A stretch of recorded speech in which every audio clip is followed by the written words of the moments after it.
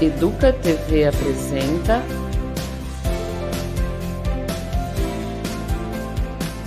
Vamos Conversar? Olá, seja muito bem-vinda e muito bem-vindo ao Vamos Conversar, o podcast aqui da Educa TV. É sempre uma alegria poder contar com a sua audiência e com a sua companhia. Mais uma vez estamos aqui para bater um papo, porque a gente acredita que é conversando que a gente se entende. Esse é um espaço de diálogo, reflexão e aprendizado. E hoje a gente vai falar sobre os brinquedos, mas não exatamente sobre os brinquedos, mas sobre o que esses brinquedos podem nos ensinar e nos ensinaram ao longo das décadas. Para falar sobre isso, eu tenho dois convidados. A primeira convidada é a Fernanda Roveri, que é autora do livro Barbie na Educação de Meninas, do Rosa ao Choque, doutora em Educação e coordenadora pedagógica da Rede Municipal de Ensino de Campinas, a quem eu agradeço. Muito obrigada, Fernanda. Prazer enorme estar aqui com vocês, conversando sobre esse tema. E também o Daniel Amâncio, psicólogo clínico, palestrante e pesquisador nos campos de gênero, raça e diversidade, tudo a ver com o que a gente vai falar aqui hoje. Bem-vindo, Daniel. Obrigado, Lilian. É um prazer estar aqui, dividindo esse espaço com vocês. Muito obrigada. E eu queria começar, para a gente aqui aquecendo, que vocês, embora eu já tenha falado um pouco sobre cada um de vocês, que vocês falassem um pouco mais sobre como se relacionam com esse tema. Por favor, Fernanda, se você puder começar. Bom, eu comecei com os estudos, na Faculdade de Educação da Unicamp e ainda durante a minha graduação. Na graduação, eu acho que o brinquedo ainda é muito pouco, visto, estudado como uma pedagogia cultural. Então, meus estudos começam olhando para o brinquedo como um objeto da nossa cultura material que educa, Educa modos de ser, de pensar, de agir, de conviver. Então, eu comecei ainda lá no meu TCC, estudar a boneca da Barbie. Depois eu prossegui no meu mestrado também, olhando um pouquinho para a história dessa boneca, desse brinquedo, que já tem mais de 60 anos, então é um ícone da nossa cultura e que certamente tem grandes influências aí em toda a nossa sociedade. Muito bem. E você, Daniel? Conta pra gente. A minha relação com o tema, acho que também fez esse percurso acadêmico, já na graduação. Eu comecei a estudar sobre relações de gênero, principalmente sobre masculinidade, e levei isso para o mestrado. Então, hoje eu desenvolvo, inclusive, um trabalho de grupos de masculinidade, onde a gente consegue pensar desde a experiência da infância. Como é que a gente se relaciona, esse universo dos meninos, digamos assim, e se isso tem algum impacto na forma como que a gente cresce, como que a gente vai se relacionar com as meninas, o que é esperado do comportamento desse menino e desse homem que vai para a sociedade. Então, hoje é o que eu me dedico, inclusive, no mestrado, na clínica também. A maioria dos meus pacientes são homens, então é algo que, inclusive, a gente fala sempre no plural, masculinidades, porque são muitas formas de se tornar homem no mundo e de ser e existir também. Então, é um universo grande e, especificamente, esse brincar, ele merece essa atenção especial, Quando a gente vai falar sobre Barbie, inclusive, e o Ken também, eles têm mais do que só o lúdico, eles têm mensagens sociais juntos, então essa é a forma com que eu tenho me relacionado com o tema. Muito bom.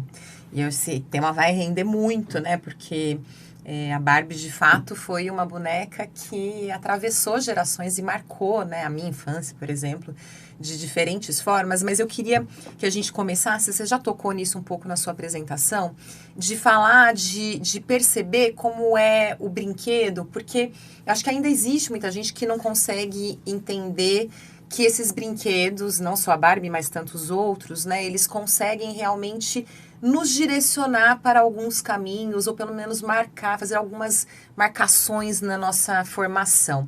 E você disse que começou justamente lá na sua graduação. O porquê? O que te levou a refletir sobre isso, Fernanda? Eu acho que um primeiro ponto importante para a gente perceber que o brinquedo hoje na nossa sociedade de consumo é uma produção do adulto, Então, o brinquedo ele é pensado, é produzido a partir do ponto de vista, sobretudo, do adulto. Se a gente olhar lá para para trás, né, muitas das nossas famílias, né, os antepassados, fizeram seus próprios brinquedos. A criança não comprava pronto um brinquedo, né, ela tinha que fazer, ela recebia também uma herança cultural, familiar, da sociedade, né. O brinquedo também sempre foi algo muito caro, entregues para a criança só em datas especiais, né. E hoje você vê muito mais acessível. A criança ela passou a ser consumidora, considerada uma consumidora em potencial. Então, a partir do momento em que o brinquedo é industrializado, ele é oferecido pelo adulto, ele vai carregar também valores dessa sociedade, né? O adulto, ele já imprime no brinquedo aquilo que ele deseja também, o que ele espera e o que ele imagina ser, né? Todo um ideário da infância, né? Do ponto de vista do adulto. É claro que as crianças, elas podem também não lidar com o brinquedo da forma como foi ofertado para ela, né? A imaginação permite muitas outros caminhos, aí, outros percursos na infância. Mas eu comecei a olhar para isso. O que a sociedade espera da infância, da criança? Então, eu acho que o brinquedo é um elemento que nos ajuda a entender nós mesmos, né? Nossa sociedade. E nesse sentido, né, Daniel, uma coisa que me chamou muita atenção e que eu já tinha ouvido, mas não tinha me atentado ainda, é que a Barbie era uma boneca para homens, não era?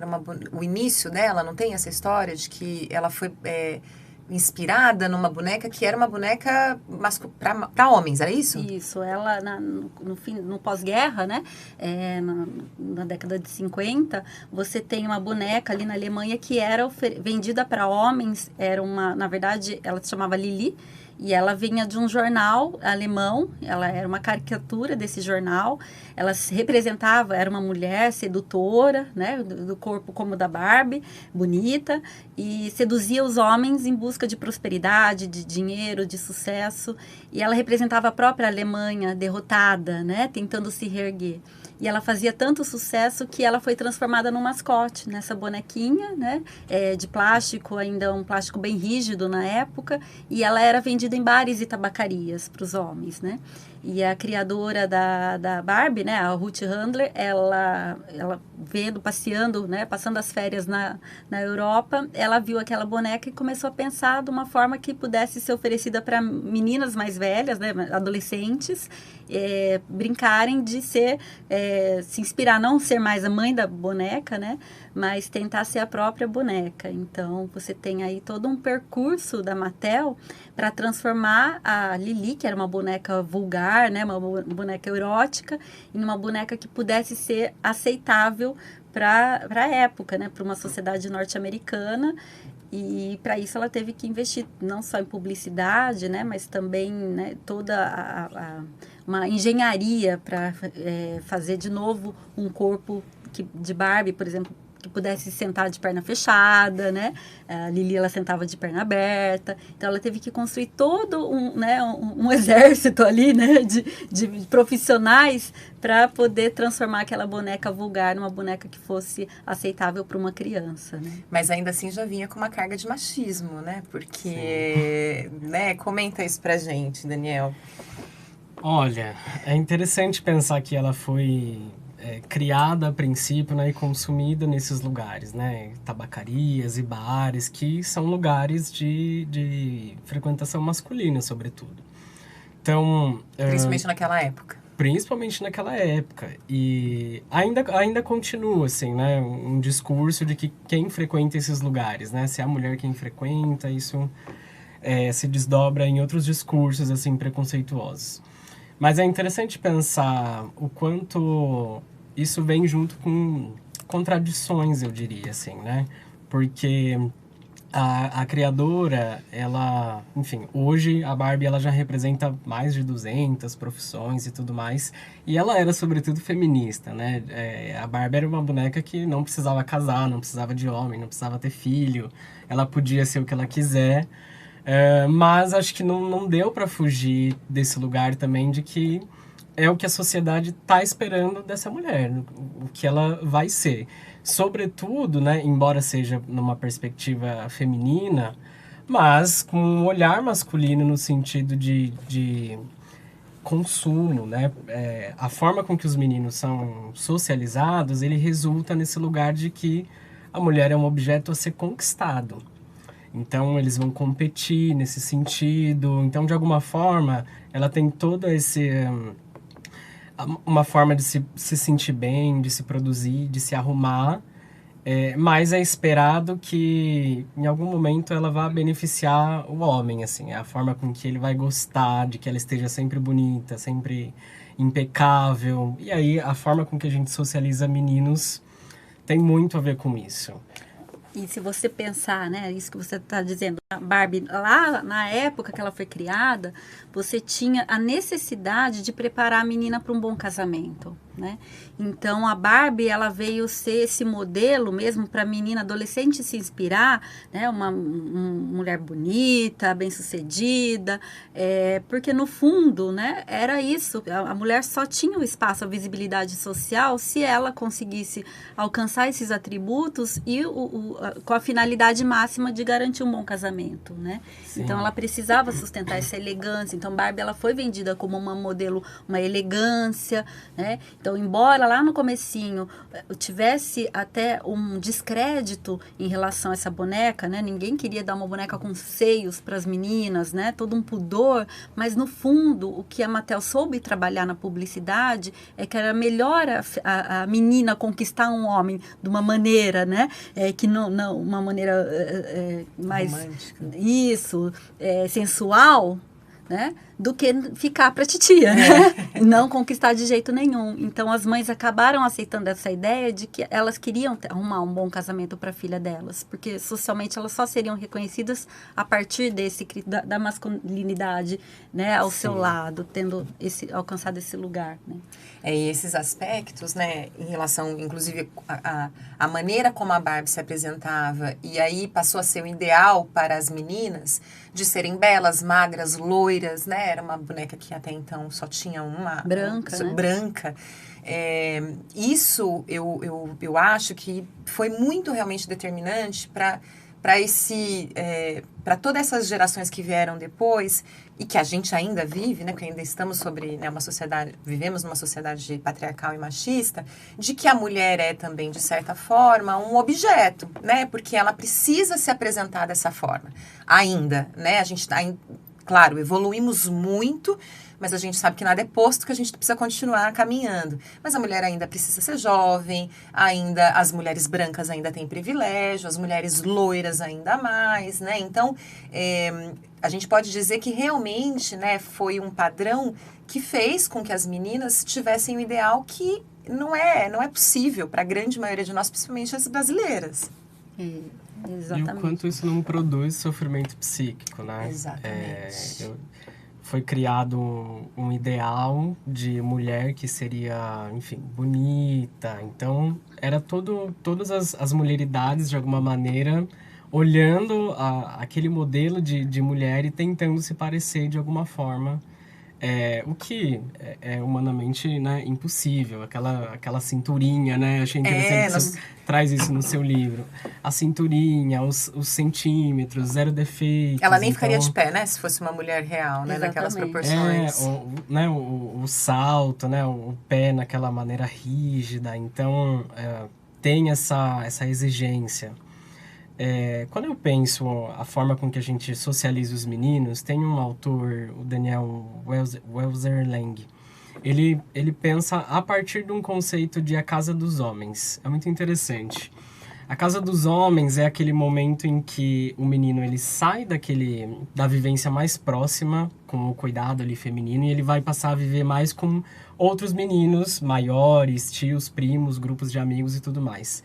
Ali começa um processo de iniciação, onde ele passa a ser tutelado pelos homens mais velhos, ou seja, começa-se uma passagem de bastão, de costumes, é assim que homem deve agir, vários códigos são passados, então você vai ter sempre um tutor, um pai, um tio, um amigo, um irmão, desde pequenininho. E aí você passa de iniciado para iniciador também, porque quando você começa a aprender esses códigos, você passa ele adiante. Então, os homens eles vão se tutelando nesse sentido, e ali está envolvido a crença de uma hierarquia, de que eles são melhores do que as meninas e do que as mulheres.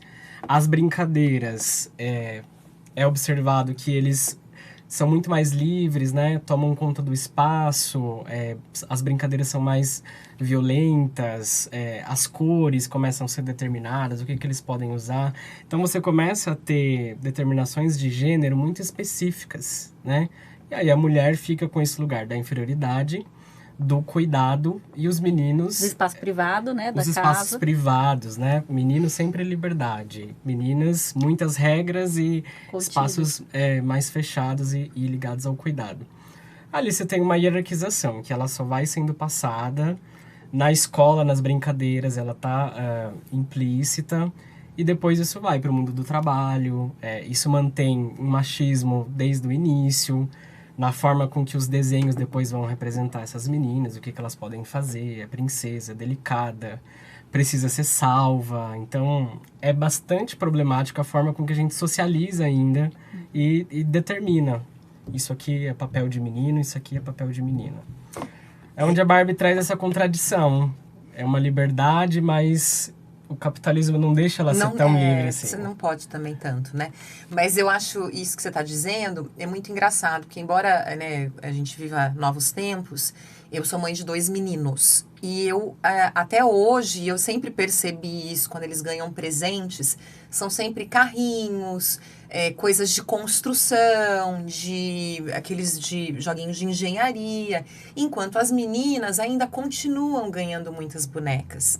Então, assim, a gente evoluiu, mas até um certo ponto. Eu acho, no que diz respeito à infância e essas construções de gênero, eu acho que, e eu queria ouvir vocês, se nós realmente ainda estamos um pouco mais paralisados nesse sentido de entender que menina brinca com o que quiser e menino também brinca o que quiser, que não existe, na verdade, brinquedo de menina e de menino, ou pelo menos não deveria existir. O que a gente vê essa segmentação muito expressiva, né, na indústria de brinquedos. Acho que é até uma estratégia para a criança localiza facilmente ela mesma na loja, né, o corredor rosa e azul, ela já vai no brinquedo que está ali chamando a atenção, sem precisar saber ler, né, ela já enxerga aonde que é destinado, né. E você tem esse segmento de brinquedos que valorizam raciocínio, movimento, né, essa ideia de montar, que está ligada também a essa lógica para os meninos, e também ao embelezamento para as meninas, ao consumismo, à maternagem, ao cuidado, né?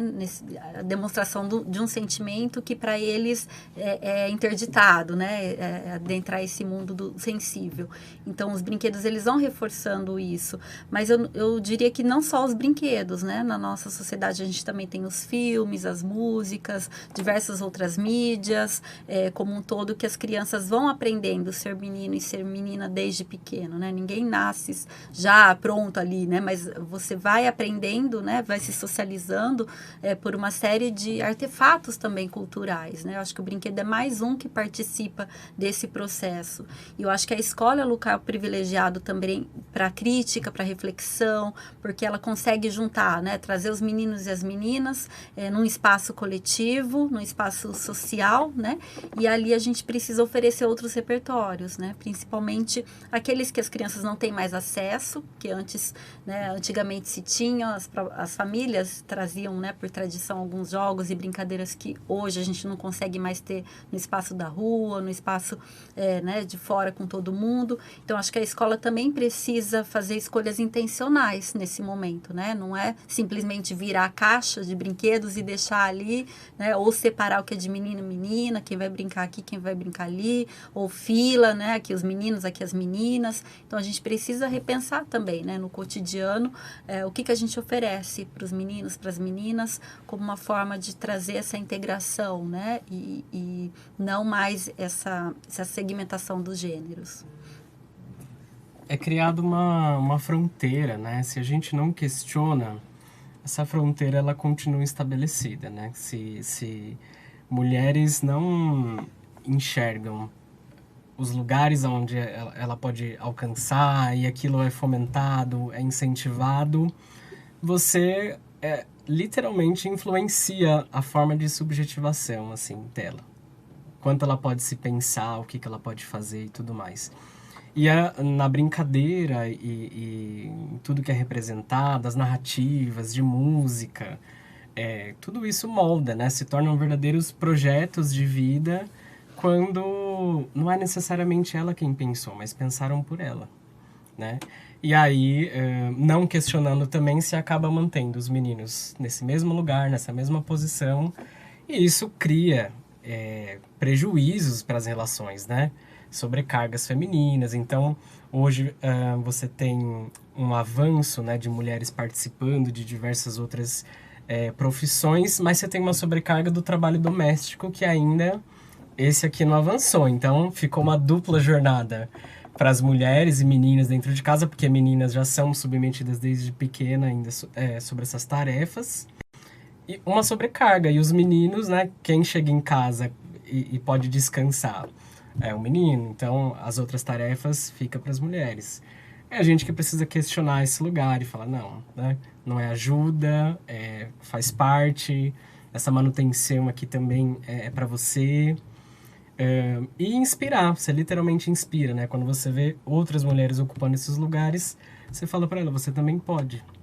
Você também pode. E essa coisa do cuidado, né, que você trouxe, a Barbie também acho que foi a primeira boneca adulta, não foi? Até então, as meninas tinham somente bonecas bebês, né? Então, ela rompeu, embora, claro, né, tenha todas as outras camadas, mas essa coisa do cuidado, como o Daniel falou, com as meninas, sempre esteve nas brincadeiras, né? Quem vai cuidar de mamãe da boneca é a mãe.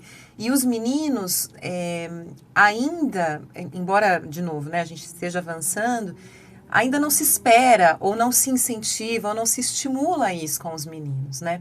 E se, por um lado, isso tudo cria uma série de questões para as mulheres, fragiliza as mulheres e tenta moldá-las a determinados espaços, por outro lado, os homens têm dificuldade quando se percebem que precisam assumir esses papéis também, né? Transforma a masculinidade naquilo que a gente chama de masculinidade tóxica.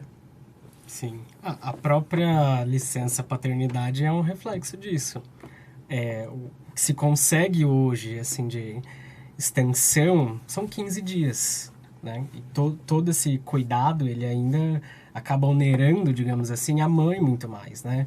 Enquanto ele vai ter muito mais tempo para investir na carreira e fazer outras coisas, não vai ter a carreira impactada, a mulher vai ser retirada, assim, né, dos 4 meses, 6 meses da licença maternidade, porque o cuidado vai ser exclusivo dela, né? Mas por que não o masculino não participar disso? Então, é um reflexo na prática do quanto esse pensamento ainda machista, ele perdura, de que é a mãe quem tem que cuidar. E não é bem assim.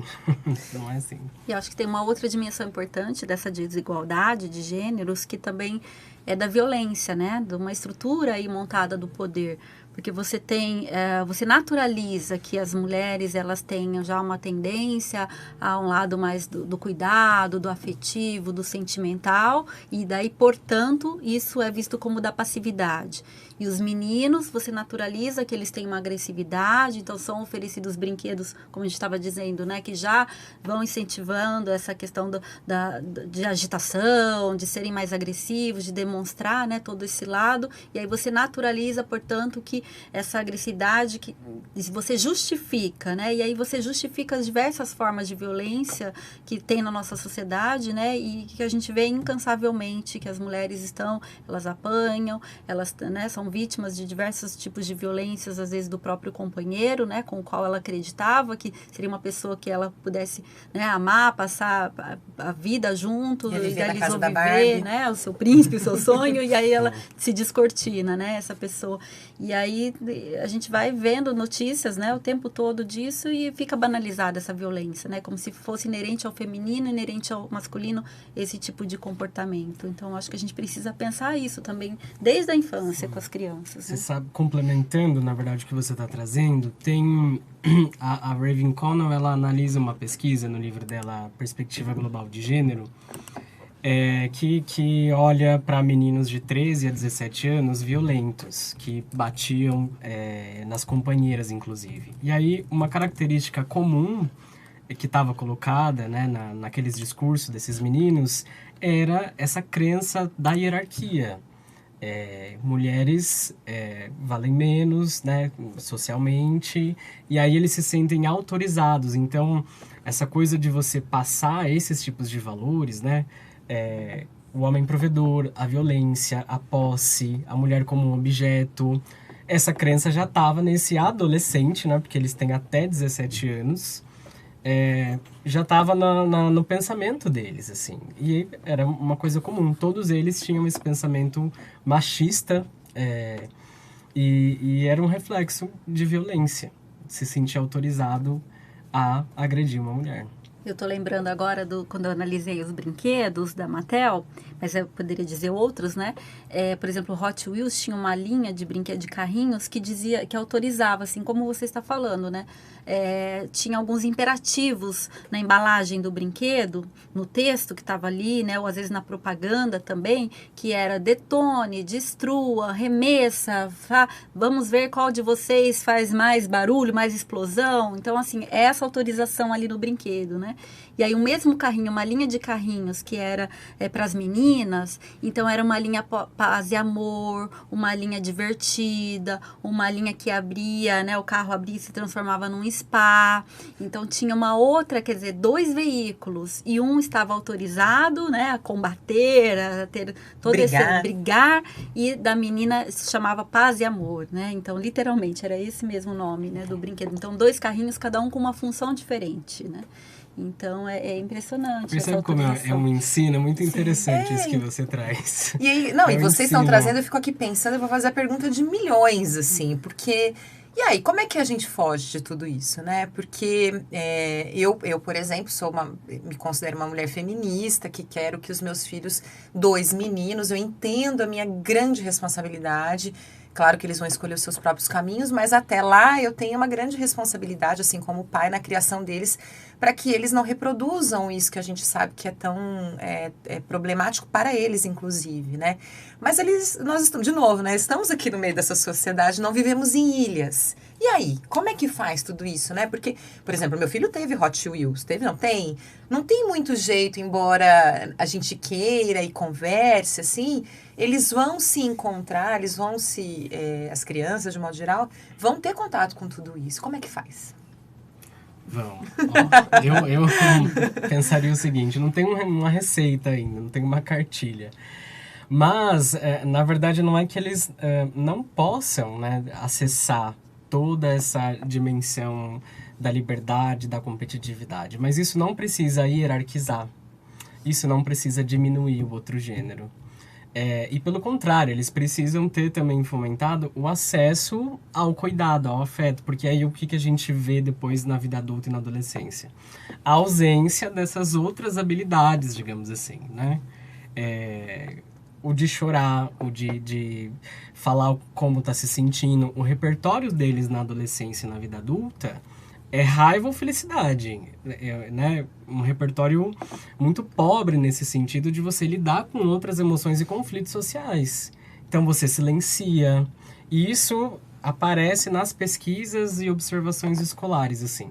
O quanto o menino já se sente autorizado, eles se sentem autorizados a atrapalhar as brincadeiras das meninas, eles tomam conta do parque. É mesmo? Sim, nas pesquisas. Empurram, silenciam, então, ou seja, quando a gente perceber que está indo por esse caminho, já descobrir formas de, não pode fazer isso, né? Não é esse o caminho. E apresentar outros modelos. Isso, acho que ampliar os repertórios também, né? E que as crianças se socializem mais, porque hoje em dia a gente também tem as telas aí tomando conta, né? As crianças tendo esse pouco contato umas com as outras para poder também, né? Se expressar os seus diversos pontos de vista, as suas singularidades. Eu acho que vai tomando, né? Um espaço muito do individualismo, as brincadeiras hoje, né? Eu acho que a escola ela pode ser o lugar desses encontros e confrontos, abertos no sentido de promover as interações, né? Assim como ele estava falando, né? A questão de você hierarquizar as brincadeiras. Você tem, por exemplo, né, as bonecas também. Não tem problema que a menina brinque com a boneca ou queira ser como a Barbie, mas a gente acreditar que é só esse modo de ser mulher que é válido. Então, se para você ser mulher, considerada mulher, né, feminina na nossa sociedade, você precisa ser assim, né? E eu acho que aí você vai criando também toda uma perseguição desde criança, né? A uma imagem, a um atributo que você acredita que é socialmente válido, né? E aí você passa também grande parte da sua vida, da sua infância, em busca da correspondência a esse atributo, né? Então, eu acho que essa atenção de você ver que tipo de padrão que se está construindo ali, né? E eu acho que também romper com os padrões. Acho que as crianças, elas podem e fazem muito isso com seus brinquedos. Muitas vezes a gente não percebe, né? Às vezes elas brincam de diversas formas, transgridem, né? Mas se elas tiverem também modelos, repertórios diferenciados, né? E, Daniel, você participa, vamos ver se eu pesquisei certo, de um grupo que discute masculinidades pretas, é isso? Isso. E aí eu queria ouvir da sua percepção, assim, né, de tudo isso que a gente está falando, o que é que já aparece aí, né? O que é que vocês já estão questionando? O que é que tem surgido nessa mudança de comportamento, de olhar para a masculinidade sob essa perspectiva de raça e de gênero? Bom, primeiro, Lilian, se a gente olhar para a raça, o produto Barbie, ele já tem algumas problemáticas, assim, né? Acho que quando surge a primeira figura negra nesse produto Barbie, ela nem podia ser a Barbie, nem levar o nome Barbie, né? Acho que ela surge em 68 e ela é amiga. Esse já foi um estereótipo que perdurou e perdura ainda por muito tempo, ou seja, o lugar da protagonista era bastante demarcado, né? Barbie é aquela. Então, a boneca negra, ela já não tinha a mesma beleza, os mesmos traços da Barbie. Era secundária, assim, era amiga da Barbie. E, assim, os filmes, né, foram remontando isso, assim, sempre mantendo o protagonismo. Acho que foi 21 anos depois só que você, né, da década de 80 não que foi? Você foi ter aquela primeira Barbie negra. E ainda assim, quer dizer, um dado de 2020 é que só é em torno de 6% hoje a fabricação de bonecas negras no geral. Ou seja, você mantém ainda a perspectiva de que branco ainda é uma hegemonia, né? Num país com 56% dessa população. Ou seja, só por aí ela não reflete a realidade de mulheres que são milhares no Brasil, são maioria no país. E sempre só uma parte, e veja como é engraçado, né?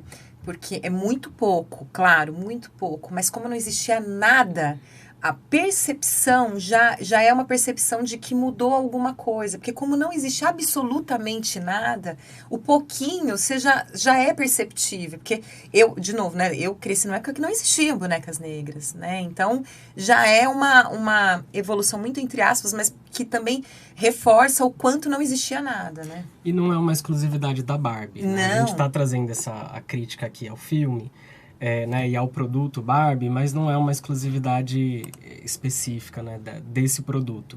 Para os meninos também, dessa geração 80, 90, 2000, todos os desenhos também, de pensar a Pokémon, Digimon, Dragon Ball Z, Ben 10, até esses mais recentes, eles também não traziam. Então, nesse campo da criança que está olhando uma outra realidade, é o campo do simbólico, ele também não se via representado em nenhum desses desenhos. Então, a gente não podia se pensar enquanto um personagem do Power Ranger, por exemplo, que às vezes tinha e demorou, tal, mas era sempre... Nas brincadeiras isso acontecia, né? Você era apontado, não, você não pode, né? Porque você não tem nada a ver com o personagem. O cabelo era uma questão e tudo mais, então isso provoca, né, e provocou e continua provocando, mesmo com os avanços, ainda essa defasagem assim, de representatividade. Porque ela vai estar desde esse produto final até a perspectiva de quem pensa, de quem cria, como cria. Então, é bem longo assim, a desigualdade nesse sentido. Assim como os espaços de poder ainda também são, né, na sua maior parte, ocupados por homens brancos, né? Então, Sim. A representatividade... E eu fico imaginando quanto, né, você falou um pouco disso, quanto que uma criança, uma menina negra, um menino negro, de fato, vai crescendo sem entender que o mundo é muito mais e que ele pode ir além, né? Sim. Tem vários impactos de pesquisas que apontam desde crianças negras no berçário que são menos pegas no colo, por exemplo, a crianças depois que, enfim, escolas, na verdade, né, que todo o material apresentado vai seguir essa mesma linha, né? As histórias, os personagens, as perspectivas, não tem nada racializado, embora a gente já tenha, né, lei de educação e tudo mais, mas ainda é um grande desafio. No filme da Barbie, especificamente, o Ken, ele também assumiu esse lugar. Então, assim, Ocidente, principalmente, aquele era o lugar da masculinidade pensada. Esse homem também é branco, ele é magro, ele é sem deficiência, ele é loiro. E a parceira dele ideal é uma parceira como a Barbie, ou parecida, ou mais parecida com a Barbie. Ou seja, você está excluindo uma série de outras masculinidades só nesse pensamento. Quem que vai se aproximar àquele modelo? Então, os galãs se pareciam com o Ken e tudo mais. Você teve uma geração impactada com o desejo, né, com a busca de se parecer com aquilo, mas sem conseguir. Sofrimento psíquico a perder de vista, assim. E, Fernanda, quando houve essa mudança, que demorou, inclusive, foi mais você que estudou, né? Que tem acompanhado a Barbie, a sua evolução, vamos dizer assim, foi mais uma questão ali de uma questão comercial propriamente disso, ou foi mais em razão, em resposta a um movimento social? Como é que é a sua percepção sobre isso? Com as Barbies, com outras, representando, né, diversas outras, por exemplo, a Barbie hispânica, a Barbie negra, ela vai aparecer quando essa população nos Estados Unidos aumenta, né, em 155% a sua capacidade, a sua renda, né? Então, você tem também um nicho aí de mercado importante, se consolidando ali como consumidora, e que chama a atenção da fabricante. Então, acho que ela também responde a algumas demandas sociais de consumo, ela está atenta a isso e percebe aonde que ela pode ir colocando o seu produto, para quem que ela pode ir vendendo o seu produto. Então, tem uma razão, sim, a fabricante não vai lançar um produto que não vai vender, né? Então, ela faz todo esse estudo. Então, a gente percebe que foi nesse momento, né? Teve um porquê que a Barbie, né, não foi aliada a nenhuma luta ali social necessariamente, né? Da democracia, da igualdade, mas foi com base nesses dados, né? E que também teve um período muito significativo ali para a Mattel, que ela estava entrando em crises fiscais. Então, ela precisava vender mais bonecas. Então, ela precisava criar amigos, criar outros personagens, outros tipos de Barbie. Então, começa a aparecer, né, as Barbies com diversos tons de pele, com diversas outras representações, para compor toda essa coleção da criança, né? Incentivar que ela tivesse mais que uma boneca. Então, a gente tem que olhar para o brinquedo, né, dentro desse contexto do capitalismo também, né? E com tudo isso, eu acho que o filme da Barbie, né, embora haja aí muitas críticas e, né, tanto tem se falado sobre esse tema, mas eu acho que só o fato de ter trazido esses temas à tona, e a gente falou de tanta, né, a gente tem visto tantas coisas a respeito, já é importante, né, a gente ter esse gancho para poder trazer esses assuntos, né, falar de brinquedos, né, sobre o que eles podem representar e o que eles podem ajudar a construir ou desconstruir é muito importante. Sem dúvida, né? Eu acho que esse filme, ele permite inúmeros debates, eu acho que a gente pode analisar de diversas formas as representações que estão ali, né? Eu acho que tem, assim, avanços em muitas questões que a gente vê que durante a história do brinquedo houve alguma representação que estava mais cristalizada e que agora o filme tenta fazer uma crítica de si mesmo, né? Mas que também está imerso nessa cultura, ele sabe muito bem com que ele dialoga, qual o público.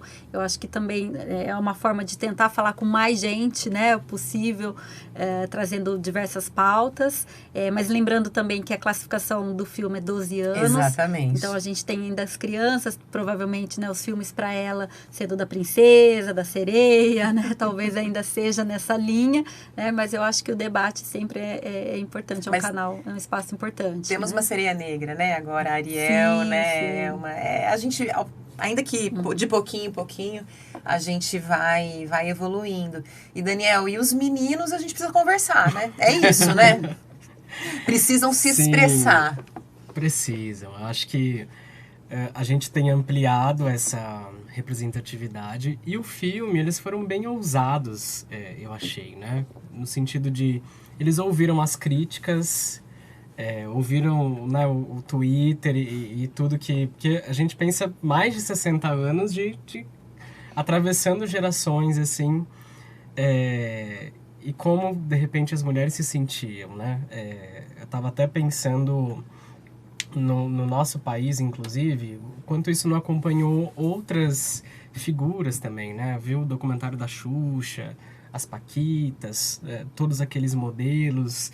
E aí eu acho que isso não fica preso só ao gênero feminino, né? Mas sobretudo, porque, inclusive, quem sofre principalmente com os prejuízos, né, desse patriarcado que vai sendo mantido e do machismo são as mulheres. Mas tem um prejuízo também para esses próprios homens nesse sentido. Então a gente precisa continuar conversando com os meninos, trazê-los para o debate, permitir que talvez, né, a Barbie também seja uma possibilidade, né? Por que não? Porque essa dimensão da masculinidade ela ainda está muito rígida, né? Uma maneira só de ser homem, um modelo ideal também. A gente precisa ampliar esse debate. Hoje a escola, né, tem um campo muito fértil assim para você conseguir trabalhar isso de maneiras. Eu já vi vários exemplos assim fantásticos, né, de professoras e professores que têm desbravado assim, criado coisas muito legais. Muito bem, como eu imaginava, o nosso assunto rendeu muito, então a gente já vai para o final, mas eu queria que vocês fizessem as suas considerações finais para a gente poder terminar esse papo tão bacana. Fernanda, por favor. Eu também agradeço, acho que é sempre importante a gente colocar esse assunto em pauta, né? E dizer que a Barbie, como outros brinquedos, ela é um artefato, né, da nossa cultura, ela diz muito quem somos, o que desejamos, o que esperamos das crianças, e sendo um brinquedo, é carregado de simbolismos, de expectativas, portanto não é neutro, não é ingênuo, né? Então, muitas vezes a gente entrega um brinquedo para uma criança, ainda nessa esfera da ludicidade, não percebendo, né, muitas vezes os valores que estão postos ali, né? E cabe a nós muito mais do que comprar um brinquedo, porque não brincar, né? Como adultos, ter esse momento, esse espaço, esse tempo para brincar com as crianças, desconstruir, reconstruir outras possibilidades. É isso. Obrigada. Daniel? Eu acho que eu chamo a atenção para nós adultos, assim, né? Enquanto pessoas que se relacionam de alguma maneira com as crianças, com os jovens, né? Primeiro de assumir que temos um problema e que talvez os modelos, né, que nos foram colocados, eles não servem mais, né? Tem uma série de problemáticas aí colocadas e que a gente pode começar a romper com isso, né? Romper com as cores, né, deterministas, essas fronteiras de gênero. Então, né, se você vai num aniversário, questiona o brinquedo que você vai dar para uma criança, né? Questiona cores, o que você vai apresentar, né, para os seus filhos, sobrinhos e tudo mais. Acho que isso vai estar muito na nossa mão nesse sentido, né? De conversar, de não cercear tanto o brinquedo, porque é isso, o brinquedo ele não tem gênero. E aí, no fim, somos nós quem vamos comprar muitas vezes, né? Dar esse acesso a esse brinquedo, vamos observar a forma com que as brincadeiras estão se dando, dos meninos principalmente, né? O debate feminista e de direito de igualdade, ele não avança sem os meninos de fato pensarem que a gente faz parte do problema, com certeza. Então, a paternidade e todos os outros papéis, assim, eles vão ser fundamentais. Precisam da nossa participação. Muito bom. Então, esse foi o Vamos Conversar de hoje. Falamos aqui sobre a Barbie, sobre brinquedos, sobre todas essas representações. Agradeço muito a Fernanda e ao Daniel pela presença. Obrigada. Obrigada, até foi um uma prazer. próxima.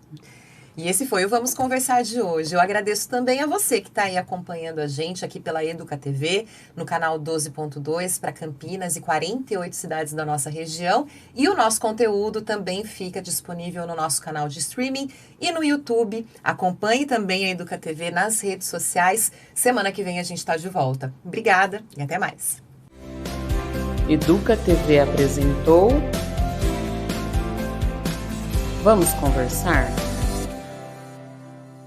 Prefeitura de Campinas, Secretaria de Educação, Produtora Rio Brasil Digital. Educa TV Campinas, um mundo de conhecimento para você.